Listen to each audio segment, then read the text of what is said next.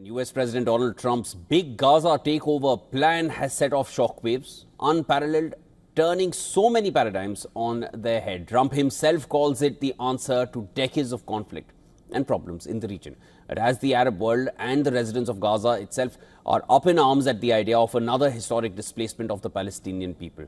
More in this next report. Take a look. The U.S. will take over the Gaza Strip, and we will do a job with it, too.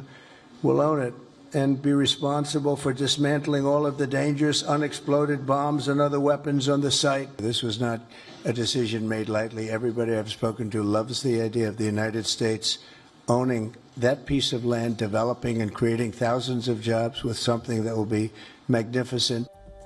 He even named it the potential Riviera of the Middle East. Trump said he would even move in U.S. troops if needed. Thank you. Thank you very much. Thank you. No longer the off-the-cuff remarks President Trump made earlier on cleaning up Gaza. It's clear he's serious this time. The immediate implications are huge, even unfathomable.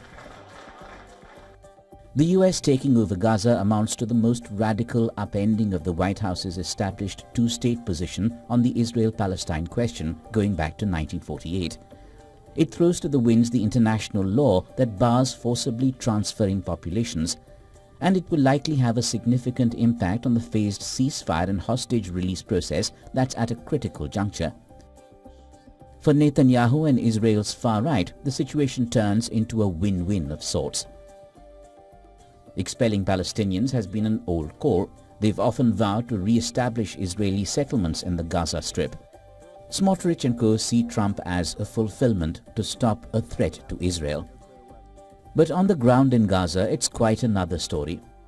Residents returning home to rubble after months, nearly without exception, refuse to leave what they call the land of their fathers.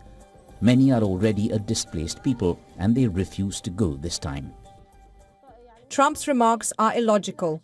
We have lived through war for a year and 4 months, and then he comes and says we should leave our land. This is our land and the land of our ancestors.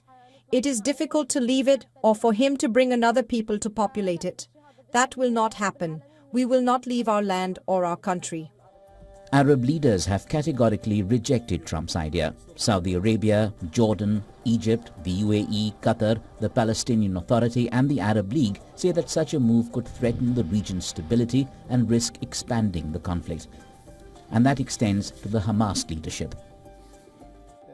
We strongly reject President Trump's statements regarding the deportation of our Palestinian people from the Gaza Strip and regarding the United States' control over the Gaza Strip. These statements reflect confusion and deep ignorance about Palestine and the region. Gaza is certainly not a common land, and it is not a property that can be bought and sold. American bias towards Israel and against our Palestinian people and against their just rights continues and is confirmed by such statements. Back home, Democrat leaders have labeled Trump's plan a new disaster in the making. Some even warned that it would lead to slaughter of thousands of US troops and decades of war in West Asia. A paradigm shift like no other. But can it resolve dark clouds that hover relentlessly over this region, or only end up compounding them? Bureau Report, WION World is One.